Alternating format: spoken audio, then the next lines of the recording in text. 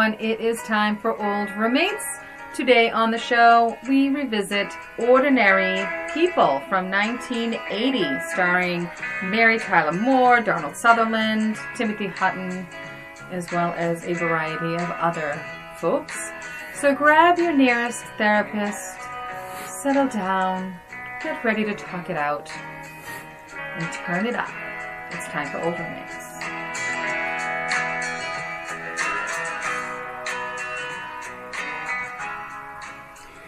Hey everybody, welcome to Old Roommates, the only podcast that revisits pop culture through a middle-aged lens. This is Brian. And this is Christina. Welcome.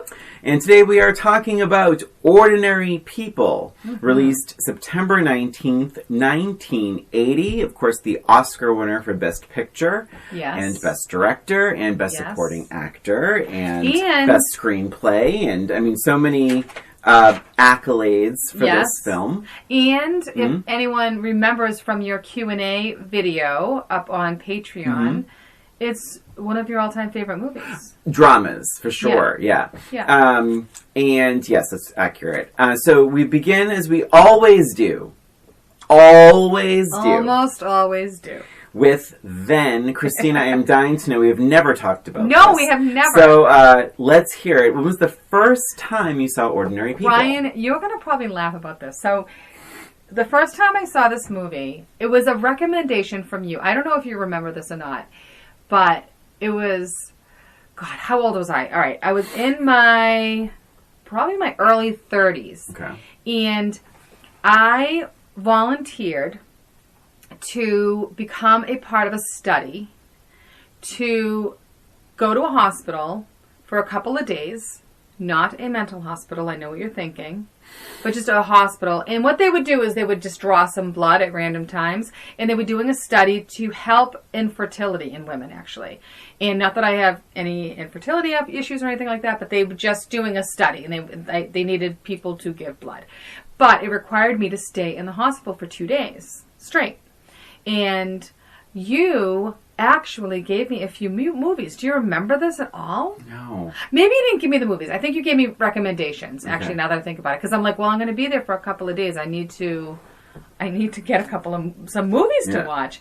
And Ordinary People was one of your recommendations. And this is the first time I watched it. Wow. It was when I was in probably late 20s, early 30s. Yeah. Is when it was. Probably when it was. So it was on video. Yeah. And I was lying in a hospital bed. bed. So true, at least 20 years ago. Yes, easily. Yes, over 20 years ago, probably. And so I was in a hospital bed watching this movie. And my original thought when I first saw it was I loved the soundtrack of it, like the score, which I think it was. Is it Four Seasons? I think it's that classical music. Oh, it's I wrote it down. It's the Pachelbel's Canon. Yeah. Okay. Yeah.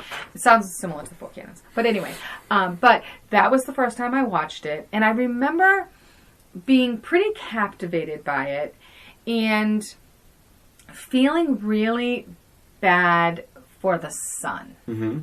I was team. What's the kid's name? Conrad. I was team Conrad. All the way. And I really liked the movie, but I felt it was very, very sad. Mm-hmm.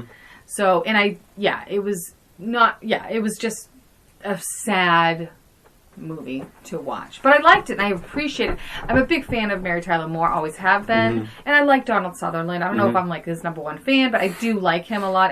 He's not someone I would seek out movies in, but I always enjoy his performances when I see them.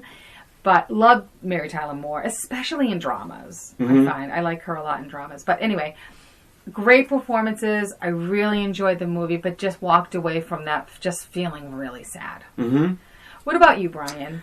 Yeah, I mean, I remember renting this, and I remember being at the video store and being very young, and I remember picking it up and again, I feel like it was I was with my dad on the weekends and him not caring, and him giving the guy I guess you know what I will say. I'm going to interrupt you. I think we should thank your dad because for all these movies. Without your dad, I don't know if we would have this podcast. Oh, 1,000%. Right? Yeah, that's how I like self-soothed through like movies, and because it worked for him because he didn't have to spend time, nurturing us or with us, and it worked for me because I got to zone out of my life and look at something else. And so I remember him giving them giving the VHS tapes to the guy, and the guy being like, "This is for him," because I handed it to my dad, and my dad handed it to him. Sure. And he's like, "Will he like this?" He's like, "Yeah." And because he knew, well, I mean, I don't know if he knew or cared, but he didn't know anything about the movie, and he didn't know anything about you. Let's face it. So he was like, he'll be fine.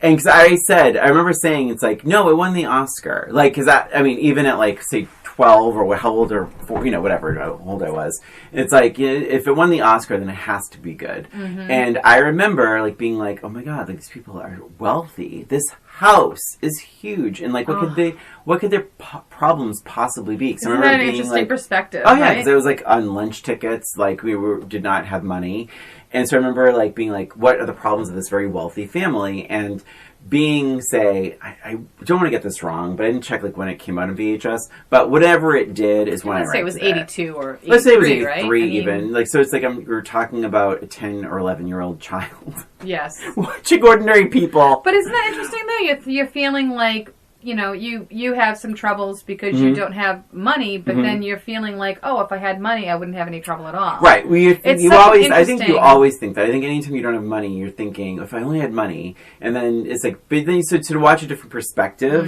you never know someone else's problems and someone else's garbage. Right. So it's, but I remember so many things so vividly about this movie. I remember the mother just, like, because I had the most loving, my mom. She's the most loving person in the world. Yeah, we love you, Dee. And to see a mom who is so cold and closed up, I didn't know that was a thing. Yeah. To see a married couple loving, like being together and eating dinner together was kind of different for me. That was not my upbringing. To see an only child, although only child due to circumstance, default. right? Yeah. So it's like, it was so many different things. I was just always fascinated by it. Later on, watching this movie, I realized it's like, I didn't know, like when the coach says, "Did they give you shock there?" I didn't know what that meant. No idea. There's a lot of things. Of course like, even not. honestly, even like the marks in his like wrists, because they were vertical. And it's like, and I don't know if I knew what I was even watching, really, like the depths of it. Yeah. But then as it goes on, more is revealed. And it's like, but I just remember like loving the acting and being like, this is cinema. It won an Oscar.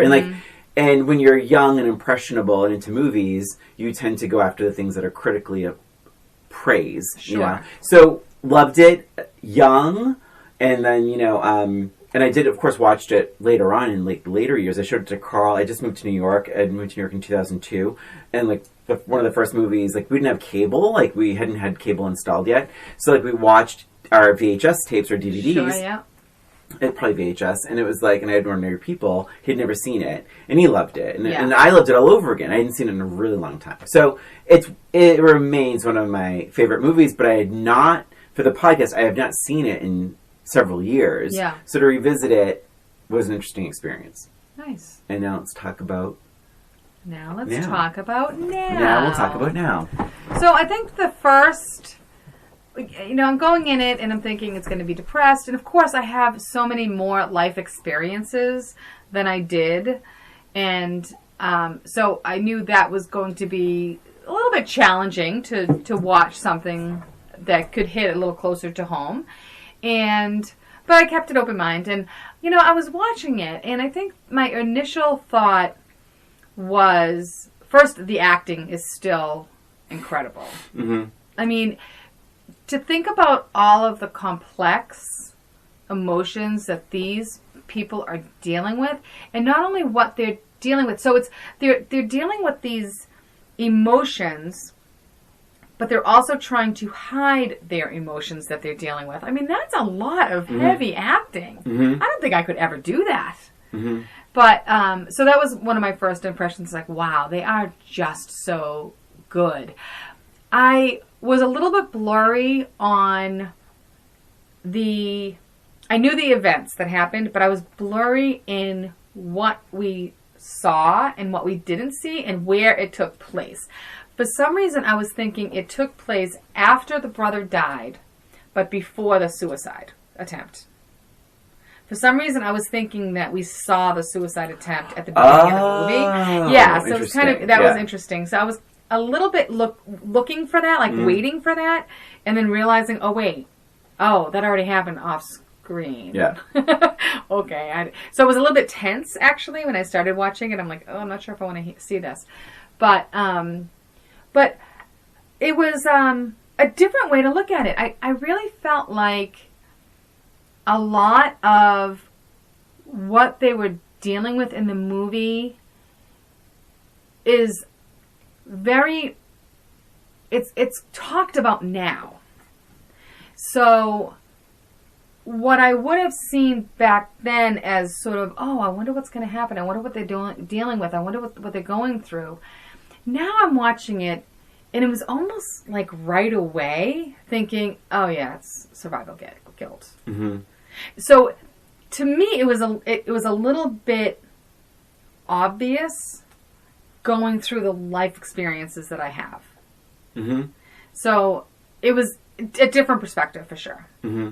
I could go on and on, but why don't you pop in and tell me a little bit about your first impressions? Just like how so many things are so connected. Like even the very, very, very beginning, they're watching a play, and the line. Do you remember the line they say right before they cut away from the play? Oh no, what was it? In the play, they're talking about the number of times this married couple has had sex. He's like, do you know we've had sex so many times? And the audience laughs. And he's like, I've been keeping track on my blankety blank calendar. And they start laughing.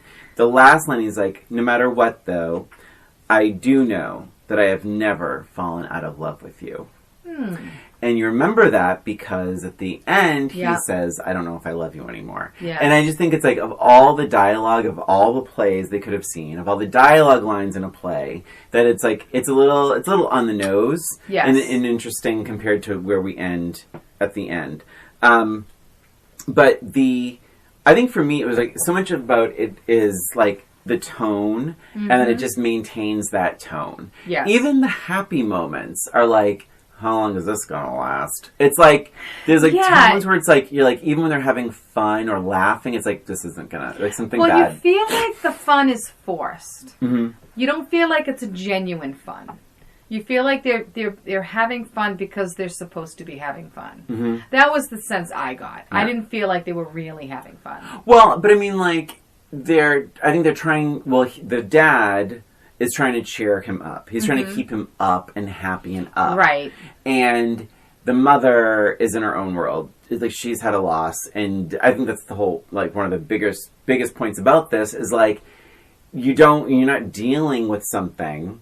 It affects you, and it affects the way you treat other people. Mm-hmm. And it's like, to your point about, say, therapy. Like, one of the things, like, this movie, or rather I should say the other way around, Good Will Hunting, that movie, I hated that movie, because I feel like it ripped off so much of the therapy scenes from Ordinary People. Mm-hmm. And by the way, I'm not alone in this feeling. Like, I actually did a little bit of research, and it's like, people are like, yeah, it borrows. Like, Good Will Hunting definitely borrows full-on dialogue, full-on scenarios, and like the realization scenes and all that.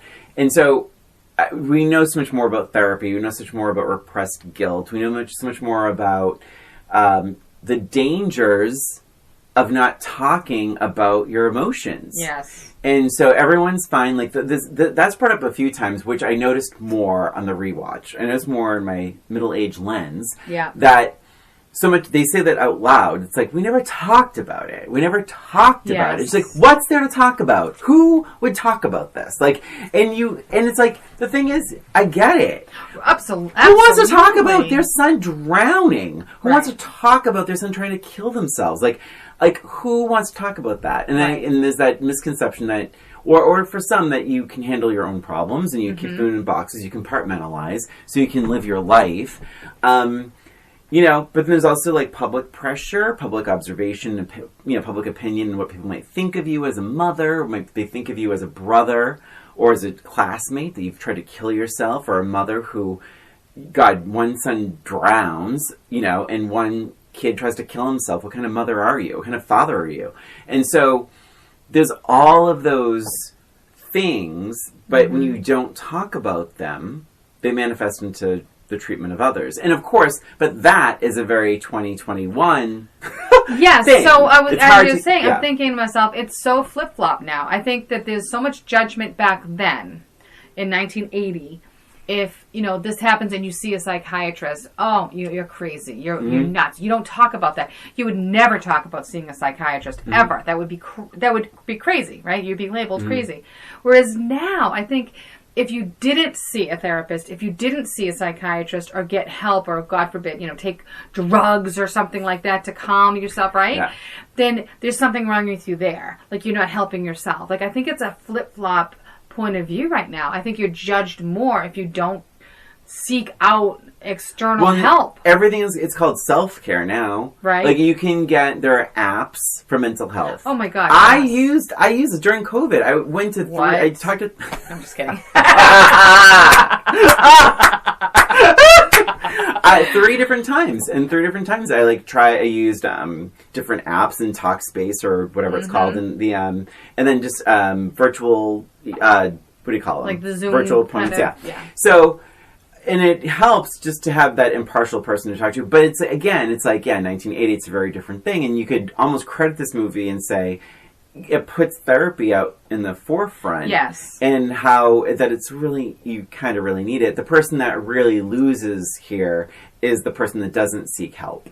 Right. Is the Beth character. So the Marissa Moore character. So it's like, but I think to this movie's credit, it's I like that she had a problem with therapy, and it blew my mind, like much more so as an adult, like to exactly your point, what you're saying about like nowadays, and when you think about Beth and not ever talking to a therapist about everything she's going through. Oh my God, you feel for her, right? And she loses. I mean, like, really, she loses, and it's an interesting take for a movie. And even when the dad goes to see the therapist and he's like, I realize why I'm here, it's to talk about myself. And so it's just interesting because there's so much going, to your point, like, that's under the surface, and when you don't talk about these things, this is could potentially happen, these right things. And the fact that she didn't even see, not only does she not want to see a therapist, of course, but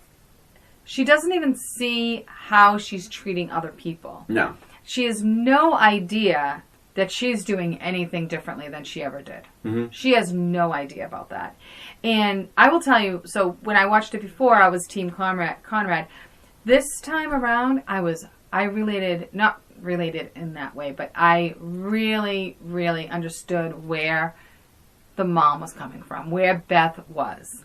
And I felt so bad for her. More so, like, I didn't really give her much of a thought when I saw her before. She was like the villain, right? 1,000%. Yeah, she was just like, oh my gosh, this mean mom. She's the mean mom. How can she be doing this to poor Conrad? And I hate to even say it because I was so young when I watched this. I thought it was his stepmother. I felt and that's no insult to stepmoms. No, but back then as a child, like, we're conditioned through Disney to think stepmoms are evil. And I remember her being so distant with him that I was like, oh, it's his stepmom. Just because I didn't feel that thing. Right. Who was that? Was that Uncle Buck or something that we felt that way? I think it was Uncle Buck and the teenage daughter and the mom. Oh, remember? Right. Yeah, they were so weird. They were so disconnected that you felt like... Yeah. So anyway, but I totally felt for her. And I could totally see all that she was going through. And I felt bad for her because I don't think everybody was sort of treating her like the villain. But they weren't, and I understand, like, okay, so Donald Sutherland, Calvin. He was almost to the other extreme, where he was, like, always kind of smiling, always trying to cover everything up with a smile, always trying to keep up and positive and everything else, and she was the really didn't show any emotion.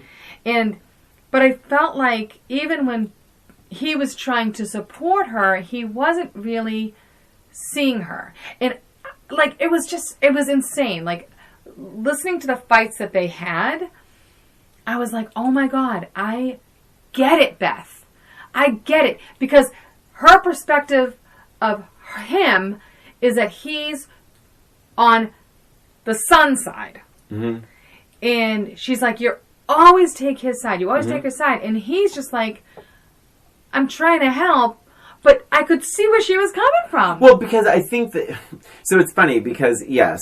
But also, he's a kid. She's a grown woman. I mean, like, she's a grown woman. And I think that's the disconnect. And it's like complex. Their parents. It's very fucking layered. I think that's why this movie sort of endures. Like, it's like, this movie, like, it's very layered. Because she should, as a grown woman, be able to say, well, he's a kid. I need to help him. Yes. But she has not come to grips with Buck, the death of Buck. Well, not only that, come to grips with that. She's not come to grips with Conrad's suicide attempt. She's not come to grips with it at all. So she can't... The reason why she's so defensive is because she's hurting, and hurt people, as the saying goes. But it's like she can't think about him because she hasn't really dealt with it herself. She can't think of someone else's emotions because she hasn't dealt with her own. But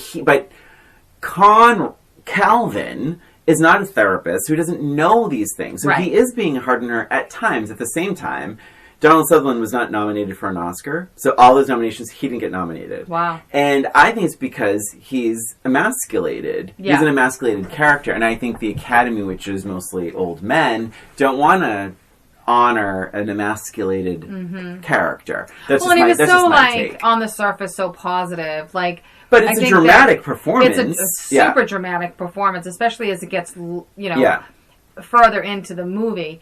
But what I wanted to say, too, about Beth was, I think that she had all of this, yes, obviously depression from losing her first son. Also, I feel like there was a certain amount of hatred and resentment that Conrad was the one that survived. And also that Conrad, after all this that happened with Buck, had the nerve of trying to kill himself. Mm-hmm. And that's a complex emotion. I have had the experience of having someone close to me commit suicide, unfortunately. And you do go through that hatred. You're like, what the hell is wrong with you? Why did you do that? And it is all like, how could you be so selfish to do that? Mm-hmm. And I could see as a parent, especially after losing one, and trying to deal with the loss of that, and then her second son tries to kill himself. Oh my God, how could you do that? How could you be so selfish? So I feel like there's so many layers of resentment and anger, and the fact that she's not dealing with that, I think in her, in her psyche, it's easier for her to be flat than choose an emotion either way. Yeah. Well, it's honestly beyond even being flat. It's like every time she talks, it's about going somewhere. Yes. She wants to go to London. Yeah, all that Christmas in London was something out of Dickens. It's going to Texas again. It's going to that party, going to this one. It's always her that wants to go. Ultimately, she leaves. Yeah, right. Yeah. Well, running, and she's just always running. But even like to cocktail parties and this party and that party, and it's like she doesn't want to be home. She doesn't want to deal. And it's like, and she just rather would just travel and keep going. Yeah, and she doesn't want anything to stand still. No. And because that would require her to think about stuff. Like when she goes into Buck's room and is sitting there, and, it's like, you get the feeling like she doesn't do that frequently, probably because she's not home a whole lot. Like, and so I think she's just running and running and running from the problem. And even in the garage scene where Calvin has gone to the therapist, and he's remembering how she told him to wear different shoes to the funeral. Yes. And, like, wear that shirt and those shoes. And he's like, I was a mess that day. What difference did it make what I was wearing on my feet? And she's in the doorway. She's, like, not even stopping. She doesn't want to... Who would listen to this? And she just wants to keep going, walking into the kitchen, walking away from him. And she's like, it won't hurt you to listen. And then she sort of, like, takes pity on him and, like, hugs him, without really acknowledging, like, that, like, she's never dealt with these emotions, but she has them, like, and she's never dealt with it. And so... Well, she's placating him, so he stops talking. Not talking, right. That's right. Yeah. Yeah. So complete. I will say about Beth is that I agreed with her on a couple of points. One is when she says, like, you know, basically they would be going away and taking Conrad with them, and she's, you know, and Calvin's concerned because he's making progress with the doctor. Yeah. And, you know, and she's like, oh my God. She's like, it would be good for him too. Like, let's just go away. And my thought was, like, he couldn't, like, really just call him on the phone. Like, it's like, because I actually sided with her. It's like, I think a trip might do him good as well. And I think I took it as she didn't want him to come. I took it as kind of like, oh, that's... There were two things. So maybe I'm thinking of a different Maybe one. even three. Because there was one where he talks about golfing. And he's like, do you think Conrad would like golfing? And she's like, do you do that intentionally or is it just an instinct? And then before the Dickens, you know, London, Christmas, whatever, it's like, he did say it would, you know, and she's like, well, I think it would be good, it would be good for all of us or something. And he's like, well, what about the doctor? And she's like, so he misses a few weeks. And he didn't like that she was so dismissive about that. Because he's, you know, it's helping him. But when he ever said, I visited that doctor today, the look on her face from the kitchen was like, oh, fuck, it's real. Like, the problems are real. And that look on her face was like, oh, this is something we all have to deal with now. Because it's all out in the open. Yeah. And then Calvin talks about it at a party, and she gets upset about that. It's just, so, it's tough, because, like, again, I agree, the older we get, the more we're like, I understand where she's coming from, and I feel really bad for her. Yes. Versus, I don't know where she's coming from, and she's really mean. Yeah, it's just a mean old mom. Yeah. But I will say, like, even just what's the word I'm looking for? Even just the tone of the 80s, people didn't talk. People didn't talk about that bad stuff. So I kind of got that whole panic. And I would imagine, I have to imagine because I didn't grow up wealthy, but I imagine in a wealthy atmosphere, it's all beautiful. It's almost like the Facebook posts, right? Everybody has a beautiful family and no problems at all. So it's almost her equivalent. The party is her equivalent of Facebook. Like, no, we have a perfect family. Everything's just fine. perception. Yeah. Why are you posting about Conrad seeing a psychiatrist of all things, right? So, yeah, it's so weird how I related so much to her. Yeah, and that party, I wrote, first of all, if there's a negative here, I have a couple negatives upon rewatch. I have a couple of negatives, too. But it's like, there are like 386 people at that party. The party they go to, there are so many people at that house party. It was like, oh my God. And the cigar joke is not funny. Do you remember the cigar joke? What was the cigar joke? So the guy's telling this joke, and he's like, can you put out your cigar? He's like, what? Can you put out your cigar? What? He's like, can you put out your cigar? And the other guy says, I don't have another one. And that woman laughs so crazy. Oh. And then Beth walks by, and she's like, oh my God, Beth, he just told the funniest joke. I'm like, no, he didn't. Did I miss something? No, he didn't. He didn't tell the funniest joke. Yeah. Yeah. Not good. Not good. But, yeah. So, let me see. I haven't even looked at my notes yet. I did like the fact that there was really no music aside from the soundtrack that I liked, that one song.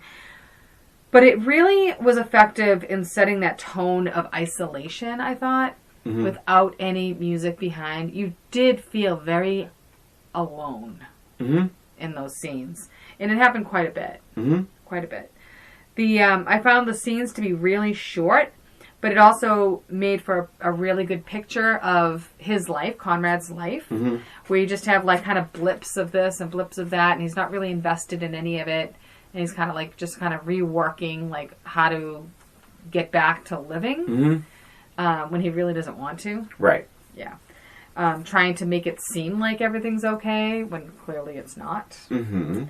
I think the one funny thing is funny, but it's like the coach is Raising Arizona, we just revisited, the Mother Yes. Scratcher. Yeah, like, not that Mother Scratcher. Isn't that funny? But he's such a jerk in this. Like, and that's another middle-aged lens. I think the coach is a bit of a dick. Like, I didn't think he was so bad when I was younger. Probably because there are jerky teachers that I've had in my life. But as a grown-up, I'm like, this guy's out of line. Where he's like, why do you want to mess up your life? And then Conrad's like, I don't think quitting swimming is going to mess up my life. Yeah. Well, I think it was really interesting, and of course, again, it spoke to this time, about every adult that is in this movie. Every conversation, including the coach and the grandmother and their friends, everyone talks about Conrad in terms of like the external physical, like how is he doing? How is he feeling? Not really even feeling, but like, does he have the flu? Like, it's all about like, sort of like that medical, but nobody ever talks about the mental health at all. Like, it's not even brought up. Mm-hmm. So they feel like, okay, now he's out of the hospital, so everything should be hunky-dory. That's right. And at one point, I remember they were talking, Beth was talking to her mother, and they were talking about Conrad, and she must have said she was worried or something. I don't know what she said, but the grandmother said, is he eating? Is he sleeping? And then she tells her about the psychologist, and she said, oh, I thought we were all through with all that. Yeah. And it's such well, before that, remember she says, what kind of doctor would make that decision? Like, because it's to your point about like, it's all just like your body and health. It's not about your mind. It's not about your mind, what you might be thinking. Feelings or any of that. None of that stuff. And she's like, she's like, a Jewish doctor? She's like, maybe Jewish. Or maybe just German. It's like, but like those are the things that are important to Beth's side of the family. Oh my gosh. I did feel like, good. No, I was just going to say, I did feel like Calvin was a bit blind when it came to the relationship between Conrad and his mom. Like, he was always trying to get them together. Like, not even realizing, like, the depth, especially at the beginning of the movie and, like, towards the middle. Yeah. I think near the end he was starting to really figure it out after he saw the psychiatrist. Well, wait, though, because Conrad says, she hates me, why can't you see that? Right. And he says, your mother doesn't hate you. But I think I don't think he wants to see it. Right, no, totally. Yeah. Well, he said, and he doesn't Conrad even say, like, it's all apples, what does he say, it's all applesauce? No, what does he say? It's all apples and, damn it. He's like, it's all something and something with you, Dad. You don't see it. Yeah. And he's like, see what? He's like, she hates me. And that was the whole thing. And he's like, but I think, too, it's like, he's trying to understand, it's like, Beth is hurting, but she's not being open. Conrad is, like, trying to kill himself because he's hurting so much. But I think it's that is, like, the ultimate, what do you call it, enabler / caretaker / I don't know, emasculated. Right. You're being a little insensitive. Keep saying // Oh my God, that's awful. Very insensitive.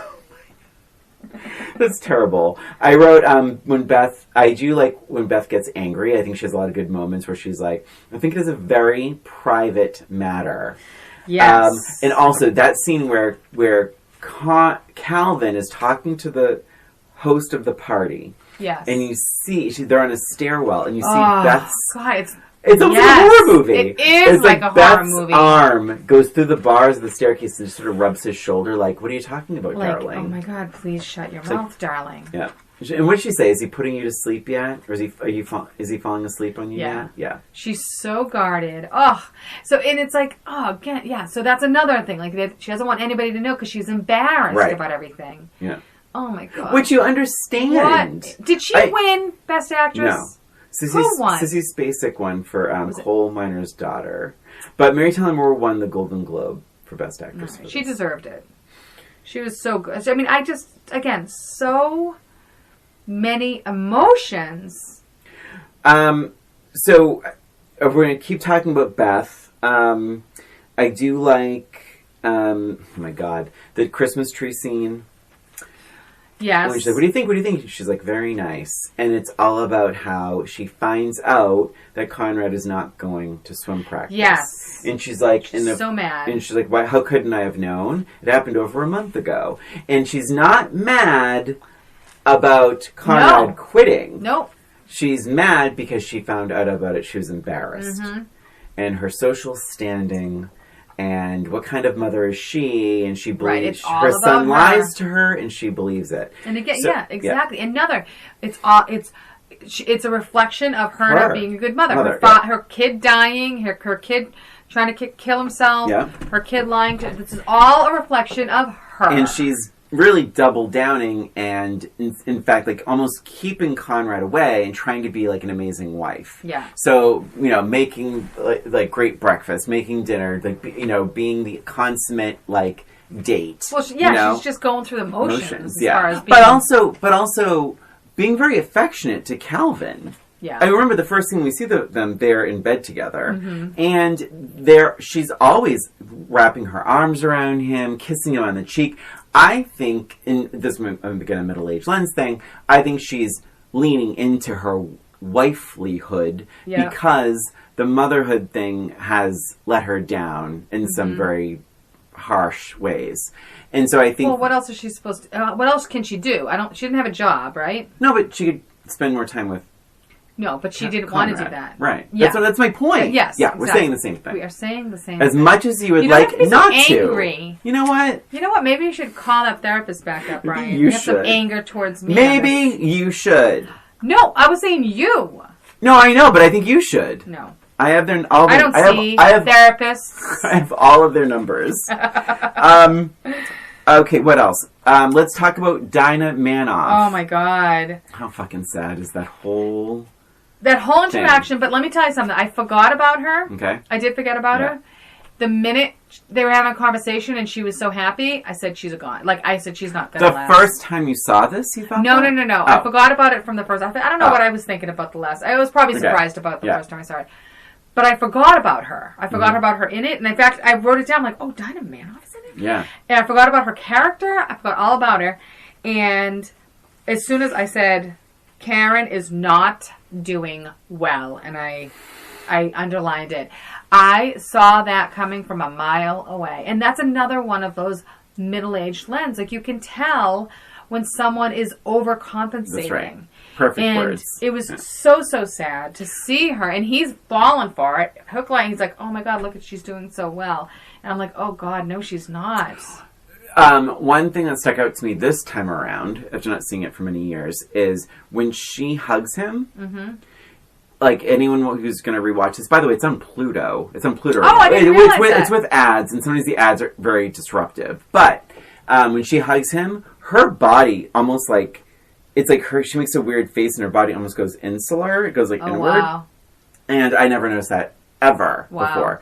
And when that was definitely intentional, though. But I remember the disconnect from being young and being like seeing it in like my late 20s, I guess, or early 30s. When it's like when she says, at least that's what my dad says, meaning like you don't need you are the only one that can help you. Yeah. And she's like, at least that's what my dad says.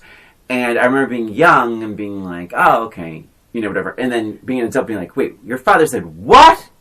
Yeah. And being really angry about that a parent would say, don't go to a therapist. You're the only one that can help you. Mm-hmm. Oh my God. Well, listen, I don't have a child, but I would imagine that is bad parenting. Well, definitely these days, but I could see it happening in the 80s. Yeah. I could see it being a badge of your parenting failure. Yeah. Yeah. It's a stain. You can't do it. Yeah. Then you are paying someone to listen to your own child's problems, right? Especially, I hate to say it, but especially like the wealthy, right? Because they're trying to like it's an image, project, image, project something. But yeah, that was so sad, really, really sad. Can I jump a little bit? Yes. When we find out Karen's fate, yes, I need to do a little acting. Oh boy. This is in my negative. Okay. So there's 2 phone calls we see Conrad make to Karen. Karen does not answer the phone. Her parents answer the phone. So the first time is his mom. He's like, hey, is Karen there? And Karen's mom, with zero chill, she's like, no. And she's like, no, I'm sorry, wait. It's like, is Karen, and she says, who's calling? And he's like, this is her friend from the hospital. No, she's not home. Well, okay, it's just Jared. Just tell her I said, Conrad Jared, tell her I said hi. Yeah. And I'm doing really well. I just wanted to say hi. Okay. Fast forward later on in the film. Hi, is Karen there? Karen's mom. Bill! Oh. And then Karen's dad gets on the phone. This is the dialogue. Hello? Hi, is Karen there? Karen's dead! No, it gets better. She killed herself. I remember that part. Better. Yeah, I remember that part. Click. He hung up on Conrad. No. I don't care. At that point, he didn't know who he was talking to. No, he didn't. You're going to say Karen's dead, she killed herself, and hang up the phone on sales someone? Call. I mean... It could have been a dear friend that didn't know. Yeah. That's how you're saying that? Yep. And you hang up on the person's face? Well, because he's mad at Karen for killing herself, because it's all about the parents. Oh my God in heaven. That was very upsetting this time around. Yes, very upsetting. The hang, I think it was the click. It bothered me most. Mm-hmm. It was like, oh my God.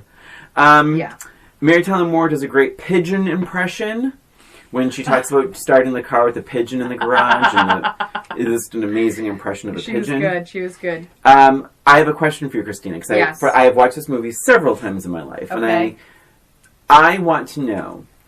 So they have that talk in the backyard, and Conrad starts barking. Okay. Like, woof, woof, woof. Because he was like, that's the closest we ever had to having a pet is that pigeon.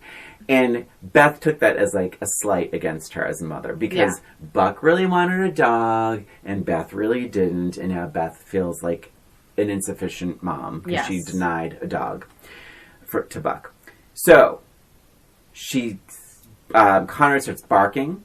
Beth stands up and she's like, put that on if you're going to stay out here. So she's being like a mom. Yeah. Walks in the house.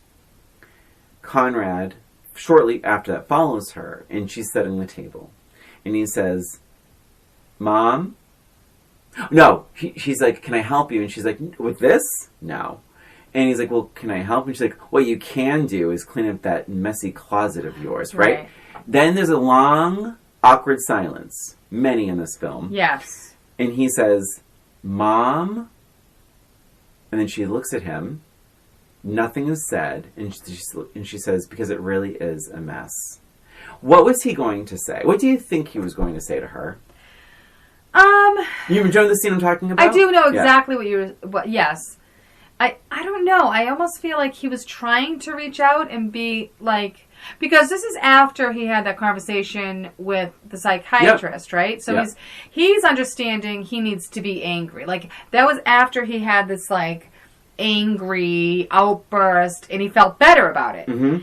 It's almost, I felt like he was trying to impart his wisdom that he's learned from the psychiatrist onto her, but he didn't know how to do it. Mm-hmm. I really think, because I think him wanting to help her was his to spend time with her. And then she didn't want it. And then she didn't want it, and then he was like, well, maybe I can try to talk to her without, and then like, she shut him right down, and he was just kind of like, gave up. Yeah. That was my take on it. Yeah. What was your take on it?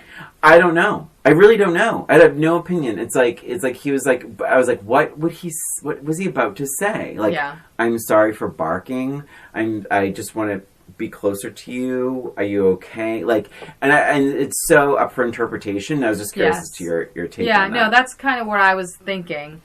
Oh, good. No, I was just going to say, and then later he actually walks into the room and hugs her near the end of the movie. Mm-hmm. And it did that not like give you chills? Yeah. That gave me so much chills when she just didn't even know, like, her body is so tense. She's like confused. She doesn't even know what to do. So upon rewatch, you see her arm, you see her hand go up. Yeah. And you see that, and I don't know if that was intentional or not, but it's almost like an instinct, like to sort of touch him back. But then she puts her hand down, and then she's just frozen, and she doesn't know what to do. Yeah. And then he walks away, and she's like turns her head, and I think that's the moment where it's like, wow, he can do this, and you really can't. Yeah. And it's super sad, and that's also an important part because that's when Calvin is like, he realizes it. Oh God. Like, she can't even hug him back. She can't love him back. And it was almost easier when they were for her, it was easier when they were mad at each other. Mm-hmm. Because then she didn't have to deal with him loving her. That's right, yeah. Externally loving her. Yeah. It was a lot easier that way. And then the minute he starts really starting to feel emotion again, she is petrified. Mm-hmm. And I think she really was looking for an excuse to leave. That's right. Yeah. Yeah. Or an excuse to just not, you see, I disagree with the leaving. It's like, she was looking for an excuse to not have to try with him. Because meaning, if he's always distant and rude to her, or cold, or whatever, back to her, then she doesn't have to try. Because her excuses can always be, do you see the way he treats me and talks about me? But now that he's being loving to her, she doesn't have a leg to stand on. Right. You know? But I think that it's more, I mean, we talked about it a little bit earlier with all the trips and stuff like that. Yeah. It's a lot more comfortable for her to leave. And not have to deal with even the memory of Buck, like, and just all of that. It's so much easier not to be in the room with him. Mm-hmm. Just didn't want to think about it at all. Mm-hmm. So, I mean, I don't even... Do you think parents have a favorite child? Yeah, I think so. Deep down? Well, I think that they have different relationships, but I think so. And I honestly feel like, and I only have one child, so I have my favorite. So I can honestly say this. Save. But I do feel like when you have more than one child, I think for the first child, you have to sort of have a special bond with that child. And for the reasons of you're learning parenthood together, for one thing. You have that bond. Everything is so exciting when you're pregnant for the first time. It's all new. And it's the only time you only have that one child, so you have so much more time just one-on-one. Mm-hmm. Whereas if you have a second child, I mean, you try to have one-on-one time, but you don't have that exclusive one-on-one time. So I find it would be difficult. Again, I don't have the experience. This is just me thinking out loud. But I would find it hard to believe that you don't have a special bond with that older child. Yeah. I was just thinking of the Christmas tree scene where she's like, Buck never would have been in the hospital. Yeah. And it's so interesting. And like that, and I forgot about the dialogue, a bit of that dialogue, because he said like she was too busy going to Spain and Portugal. Mm-hmm. And the father says, no, you know, she had the flu and she was home. That's a different story. Like, that is a very different memory. So do we think Beth was actually had to get away from it all and travel through Spain? Or do we think she was home, like, not feeling well? Like, it's quite the accusation.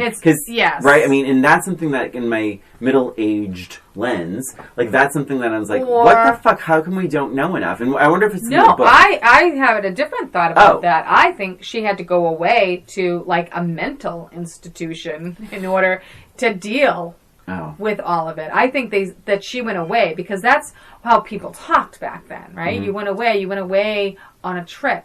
Mm-hmm. But you were really in, like, some sort of institution or something. God, I didn't get that. That's what I thought. I could see her saying, I need to get away, let me go, I need to get away. And him just saying, okay, but we can't tell. Like, I could see her doing both. I could see her going away and saying, we can't tell people I'm going away. Right. Tell people I'm really not feeling well. I'm not feeling well. Yeah. Well, and not even in mourning. Away. Not even in mourning. But I'm feeling sick. I have the flu. Like, that talks with someone's mental health. Yes. To not even say, like, anyone in the world would understand that you're sad, that your son has died, and that your other son tried to kill himself. Instead, she's like, oh no, I'm not being social because I have the flu. Yeah. Like, that is so weird. And I think it would be like, okay, she's going away. They probably, I would say she went away to some institution or whatever, a hospital or whatever, and they probably told their friends she went away on a trip. Yeah. She probably, but within the family, she was sick. Yeah. I wonder, it's going to be in the book. This is based on a best-selling book novel, and like, I wonder if it's in the book. We should probably look into that. That would be interesting. But I'm curious. And the older I get, the more that bugs me. Like, I don't know where she was. And why Conrad would just say that. Like, and it's quite the accusation. Yeah. Let's see. I do love the acting we didn't talk about the therapist, Judd Hirsch, at all. Yeah. By the way, like, for Robert Redford, who directed this, for him to cast Judd Hirsch was a big deal because he was a TV actor. TV actors don't always, in a comedy, in a comic role, don't always transfer. Like, there was always, like, particularly in the 70s and 80s, like, if you were a TV actor, you were a TV actor. If you were a film actor, you were a film actor, and never did they cross. Now, everyone does everything. And, but for him to cast Judd Hirsch, and that was a big deal. And but the acting, Judd Hirsch, he was also nominated for an Oscar for Best Supporting Actor. He was amazing. And but I love when he says, "Tell me to fuck off," and Conrad turns, he's like, "Fuck." He goes, no, I can't. Like, just that little bit of acting between the two of them. I think some of the best, just so much good acting in the scenes and the writing. I agree. I thought that some of their scenes, especially the angry ones and the revelation and all that, even though I knew what was coming, I still appreciated the acting and the realization for him and all that. I really, really appreciated all of that. But did you like, and something I'm conflicted, I both love it and I hate it, that, there's a couple of scenes where, so like one with Calvin, when Calvin goes to see him, he's like, "I think I know why I'm here. I'm here to talk about me." And the Dr. Berger says, "Okay, let's talk about you." And they cut. So you never talk about Calvin. Okay, fine. But then with Conrad, it's funny because he's talking about his mom and he freaks out and he has that big breakdown. And he's like, "Oh my God, I think I just realized something." And they cut. And then it comes back and he's like, "Well, that was a big secret you were keeping from yourself." And I don't know. I love it and I hate it because I don't know if we need it completely written out for us. Right. But I do wonder if that was the right choice. Well, I think that as far as when Calvin was there and they cut it, I liked that we didn't hear the conversation because you already knew enough about him that he was going to be forthcoming and how he was feeling and that he was going to feel better about things and it was a turning point for him. I already knew that. I didn't need to hear it because I already knew it. As far as the Conrad realization, that was a little bit, I don't know, like, it didn't bother me that much. In fact, I think it didn't bother me because now, like, I don't remember if it bothered me back then, but like, I already knew. Like, like this time around, I'm like, yeah, it's survivor guilt. Or whatever. That's kind of what, and they do talk about it afterwards, but it was kind of nice. I mean, I kind of liked it. I kind of liked that they had this, like, sort of moment without us peering in. Yeah. And we could sort of figure it out ourselves. I kind of liked that. I do think, going back to Calvin, it was funny, I thought his Donald Sutherland's worst scene was followed by his best scene. I think because when he's jogging with that friend and he falls down, I'm really sorry to say this. I don't know why they had that scene. I mean, I guess it's because he's trying to be normal, but he's overwhelmed with so many things. And I understand, but like the falling in the leaves was like a bit dramatic. And you knew it was coming. Like it wasn't. I thought it was. He wasn't doing well. Directed. I mean, he wasn't doing well. I mean, the guy's like rambling and rambling. Yeah, he's like and the guy's rambling on, and it's like you can tell he's not doing well. So it's like I just don't know if we needed it. Yeah, I knew. You knew he was gonna fall. But then his scene with Judd Hirsch is incredible. Yes. And it's like just his facial expressions. It's almost like, and I wondered if you'd ever met Judd Hirsch before. Yeah. I'm sure they rehearsed, but like it just felt so. He felt so naturally uncomfortable as you would in a therapist's office like that. He's such a good actor. Yeah, he's amazing. He really is such a good actor, and I really appreciated so many of those one-on-one scenes with him, Mary Tyler Moore, and he's trying to be a good husband and trying to walk, tread lightly and carefully and trying to understand everybody and trying to be positive. And he's so good with some of those one-on-one scenes. You really just captivated. we have a blast from the past in one of the scenes, from Days of Our Lives. Yes. Alex. How long have you been watching Days of Our Lives? Like since I was like 10. Okay. Do you remember Alex? Wasn't he like Anna? Remember Anna and Alex? Alex Marshall. Marshall, yeah. Yep. So Alex is the guy from Texas. Yes. That they're seeing. Yeah. And you know, oh God, what did I write here? He was kind of like a pseudo villain. Like yeah. You kind of liked him, but also he was kind exactly. of like a villain. Yeah, he was super charismatic, but he's great as this like Texan, and now he suddenly has a Texas accent, a Southern drawl. That whole sequence where they're golfing is amazing. And, I did think that it was a little bit unlike Beth, too, because they're doing this golfing scene, and then they start having this big fight, and she starts yelling about it, and I'm like, oh, this isn't Beth. Beth wouldn't yell in front of her friends, and I think so. Here's why, because they're close friends. Well, because he raised his voice to her, yeah. And it was like, what better opportunity to show that I'm the victim here, that everyone's mean to me. And I'm telling you, I've known people like this in my life, where they will spin the narrative that they're the victim, because if you yell and scream and cry. Yeah. Then whatever words I've said out of my mouth, it doesn't matter. I'm the villain. Because you're crying right now. You're freaking out. So I have done something that has resulted in your behavior. So that's the way they would spin it. I guess I could see it that way as well. But I didn't see her as ever wanting to be the victim, which is why she never wanted to talk about her emotions or anything else. She was strong and fine. Everything's fine. Everything's fine. That's what she yells. So, but yes, but for her to lose her cool in front of her friends on a country club, did not they are seem going like away for that reason. They are going away to salvage whatever is left of this. Like she's like, I need it. I think we need it. It would be good for him too to stay away. And this is the moment where it's like she's the wife. This is what I was saying earlier. Like.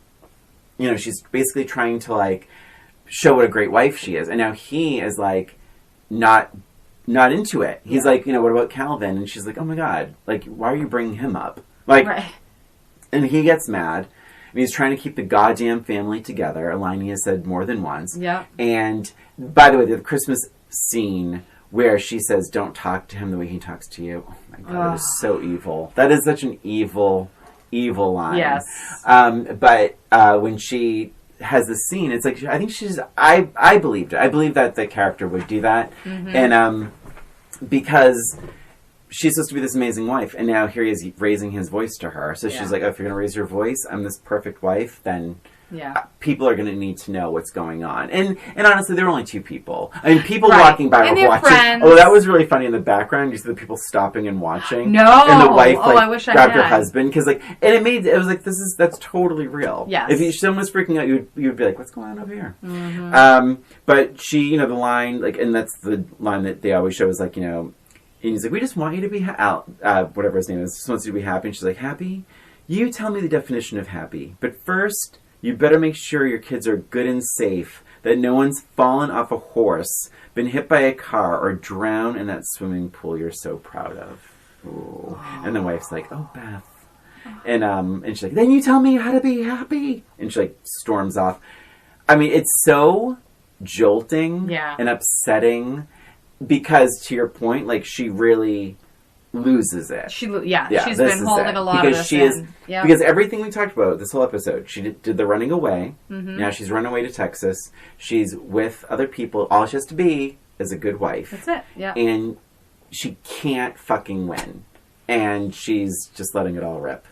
It's that. I feel far. I felt really bad. I mean, all the flashbacks I think were very effective. I think when they're in the plane, he remembers them dancing together. Yeah. And, you know, even the scene with her and, like, Buck when she's, like, laughing at all Buck's jokes. Although...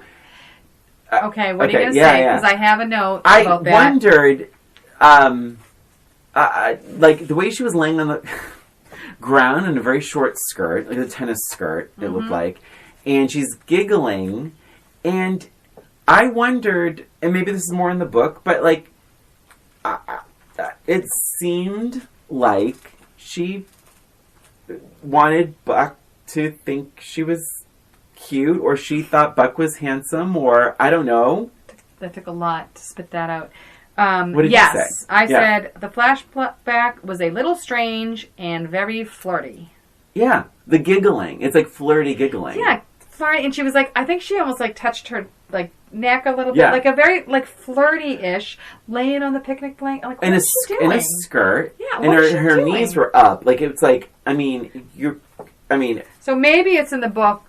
I mean, I hate to think that there was an inappropriate relationship there, but no. But I think maybe Buck made her feel young or pretty, or she wanted to be more Buck. She wanted to be more. They just wanted to be more light and airy, and I just don't think it was the directing. It was an issue, a directing issue. I think.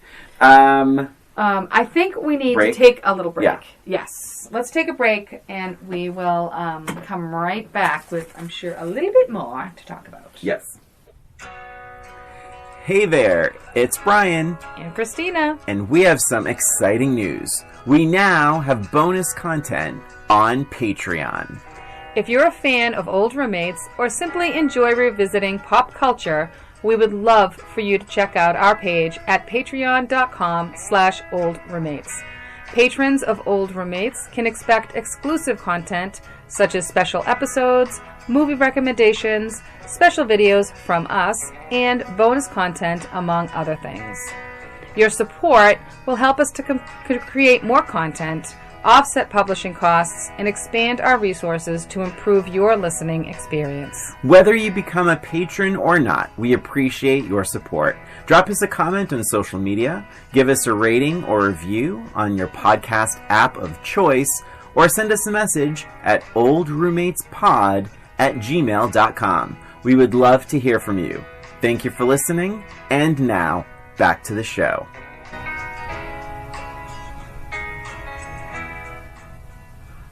And we're back talking about Ordinary People, the 1980 Oscar winner for Best Picture, Best Director, Best Supporting Actor, and Best Screenplay. And did anything win? I don't forget if you told me that. Yeah. So, it won for Best Picture, Best Director. Oh, okay. Robert Redford. Oh, that's right. Okay. Timothy Hutton. Because it was against, what was it against that people were upset about? Raging Bull. That is a bone of contention between Rob Cella and I. But I want to say I have never seen Raging Bull to this day, and I can't really comment. But they're very different films, and I think maybe Robert Redford was such a golden boy of Hollywood, so I'm sure that mattered. But also, when you think about the Academy, these wealthy people, it's like, let's see, are we going to vote for the rough boxer story or the wealthy family that has problems that no one understands? Yeah. Of course they're going to pick Ordinary People. But I do not think that means Ordinary People is anyway not worthy. This is an amazing film. Yes. So there's part that we didn't talk about, and it actually is a big negative for me. Okay. I hate to end it on a negative. Yeah. But I have a couple more things to say, but good. So my biggest negative was this whole relationship with Elizabeth Mcgovern. Oh my, we didn't even talk to her at all. Yeah, we didn't. I thought it was the least interesting part. And I really felt like, so this movie was over 2 hours long, two and a quarter, I think. Yeah. Yeah. And I felt, and it didn't feel that long to me, believe it or not, with it being over 2 hours long and it not being like an action. It's a lot of just heavy dialogue, a lot of heavy acting. So you would think it would feel a lot longer. It really didn't feel that long to me. But I will say the least interesting part for me was that relationship with Elizabeth Mcgovern. I don't think it was necessary. Mine was all the swimming stuff. I thought the swimming stuff was kind of boring. I didn't feel like there was a lot of that. If there was anything. Was there a lot? I didn't feel like there was a lot of in the first half there was. Yeah. Because it was even with the friends and the buddies picking them up and going. I don't know. I love Elizabeth Mcgovern. I loved her in this. The first time I saw it, I thought she was great. And I thought, I really haven't noticed that it's a heartbreaking end to that date. The date's great. She's asking questions and he says, no one's ever asked me that before. And... But it ends because she's embarrassed because the guys walk in and put the hat on her and all that. Yeah. There were moments though, especially in the car scene after that scene. Yeah. That thing, it feels so natural that I would almost imagine if it was ad-libbed. Mm-hmm. But I thought she was excellent. I really liked their relationship. I just didn't think it was necessary. I really didn't think... I would have liked it better if they had focused more on... And I know why they did it. They needed to have some sort of positive in his life. But I really felt like it would have been better for him to get that information out either with his therapist or with his father or with the three main characters, and seeing that growth within that, the triangle, as opposed to seeing growth outside of that triangle. I respectfully disagree. That's fine. Yeah. I just think it's because he needs to be able to talk about it without towards a doctor. Yeah, I know. I just felt like, I don't know. I just felt like it was not really that necessary. Huh. I really liked all their scenes. I will say the ending scene with the therapist, I got goosebumpy then. I got goosebumpy now when he says, I'm your friend. Yeah. And he's like, you're my friend. He says, I am. And they hug. That's sweet. A beautiful moment. Really, really sweet. When he's so upset about Karen, and he's like, she was fine. And the doctor's like, no, she wasn't. Yeah. And that's really important. And then he's like, what was the wrong thing you did? And he says, I hung on. I stayed with the boat. And I just think it's like that, the acting between the two of them is so good. And it just feels, and I'm telling you, like, it just sounds like it's the first time they've ever said these words. Mm-hmm. Do you know what I mean? Like, it doesn't feel rehearsed. It doesn't feel like movie. It doesn't feel like movie lines at all. And it could have easily felt that way. Yeah. And especially now, when you think about, sorry for interrupting you, but especially now, when we've seen that type of scene over and over and over and over again. That's true. And it still feels seems fresh. Yeah. And I will say Robert Redford told everyone in the crew to keep their distance from Timothy Hutton. Interesting. This is his first real film, first big movie, and it's very effective. That worked well. Yeah, because they're like, we don't want him to feel super comfortable. Like, it just would feel more authentic to the character. And did you tell Timothy Hutton that? Of course not. And Mary Tyler Moore also kept her distance from him. That's smart. Yeah. That's very smart. And what else? Donald Sutherland's final monologue, I think it's excellent. And one note that used to actually bug me, as much as I love this movie, it used to bug me in the past. Like, it's like, oh my God, we never really hear it from Beth.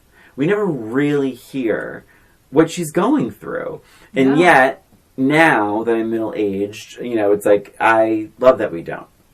Like, you can figure, like, to your point, you can figure it out, but there's other things going on, and we've said a lot of things in this podcast, this episode, that she never said out loud. Mm-hmm. But it's like, we can fill in a lot of the blanks. But I think it's, we never get, like, her version, It would have been a detriment to her character if we did. Like, who is she going to tell? Her husband that she hasn't talked to about it? Right.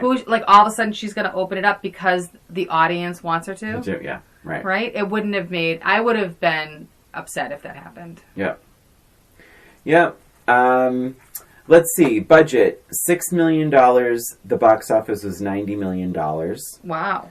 Yeah. It was a hit. And Siskel and Ebert both gave it 4 stars, which is a big deal. And it was both... out of 4 stars?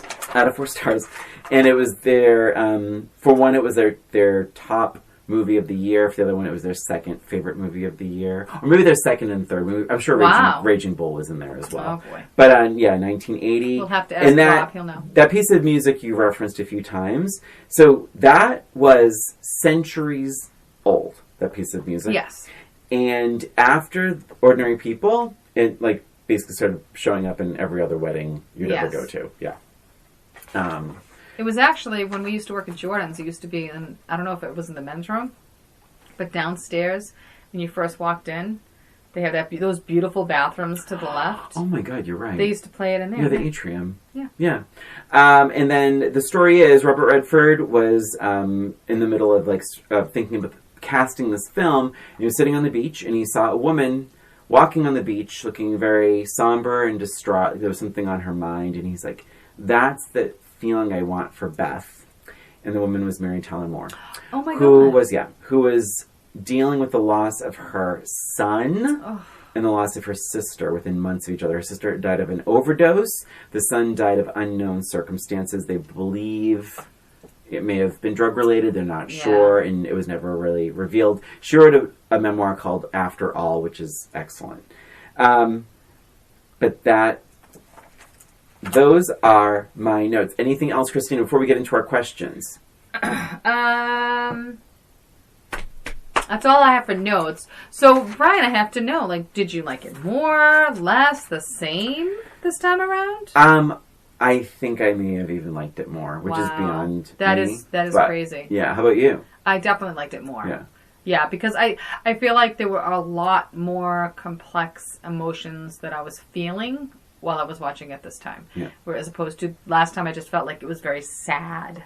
Mm-hmm. It was just, it was, kind of, it's just a sad story. And now I'm like, oh my gosh, I can see the point of view from all of these people, even though I felt it was an obvious what everybody was going through. And I felt like, oh, I can diagnose you guys, all of you. Even though I already felt that way, it still it just affected me a lot. Mm-hmm. So it was nice. Yeah. Good stuff. All right. Questions. I have a match game. And I think I have a match game, too. Oh, my God. I wrote it down. I can't remember what I wrote, but let me see. Yeah, I have a match game, too. Do you want to go first or want me to go first? Doesn't make a difference. I'll go first. Okay. All right, Christina. We didn't even talk about the French toast scene. Oh my gosh! Oh my gosh! And my note there was thanks, Mom, for giving me 22 seconds to decide if I wanted French toast. That was insane. What a power mom move. That was intense. Yeah, that was intense. Unnecessarily intense. All right. You know what we should do, actually? What? Brian. What? We should post a recipe, one of your favorite French toast I do love recipes. French toast. I do too. I'm very particular, though, so my French toast recipe will be the best one. Unless you have a French toast Maybe I'll recipe. post one as well. Maybe if someone goes there right now, they'll see them already on there. They might already be there. Christina, French toast recipes on Patreon. Patreon.com/oldroommates. Here Very nice. is my match game question. Okay. So now, Beth was rough on the French toast. Oh, yes. But you really should have seen what happened when Conrad didn't want to eat his fancy dessert on fancy dessert night. Oh, boy. Beth turned on the disposal and tried shoving down a blank. Oh.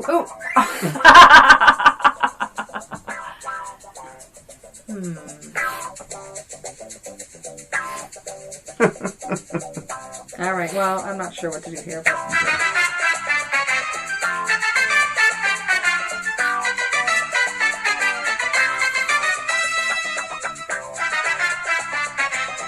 right. Ding. All right. Beth and the French toast. You should have seen her trying to shove a blank down the disposal on fancy dessert night. A 3-layer cake. Good answer. You probably should have gone with a 5-layer cake even. I almost said wedding cake, but I'm like, why would he be eating a wedding cake? Yeah. Mine was much crazier. Oh, boy. I was trying to think of a crazy fancy dessert. Fondue pot. Oh, my God. That's amazing. I love that. That would be very crazy. Very crazy. Oh, my God. Let's hear yours, Christina. All right. Here's mine. Mine's also about Beth. Oh, wow. Yeah. Poor Beth. That's funny. It says, boy, that Beth really does not understand her son at all. Oh, no. Yeah. And it was never more clear than on Christmas Day. Oh. She bought him the worst possible gift. Oh, God. Yeah, a blank. Oh, God. That's okay. That's all right. I see how this goes. We're probably going to get all kinds of copyright infringements with this one. This isn't even them anyway. This is the hit crew. So they're copying it anyway. All right, Christina. All right. Ding. So she bought him the worst gift ever. It was a shaving kit. Oh, God, that's the worst gift ever. That's the answer. What you asked for, the worst gift ever. It was. Oh, no. I thought the worst gift would be a boat. Jesus Christ. We're going to hell. We absolutely We're going to hell. Folks, that was Ordinary People, currently available on Pluto TV. Yes. And I watched it on Pluto. It added 30 minutes of commercials, but what can you say? You know what? It wasn't long enough. You needed another 30 minutes. And don't forget Patreon.com. We'll post our, look at the toast. French toast recipes, and we have all kinds of other things going on.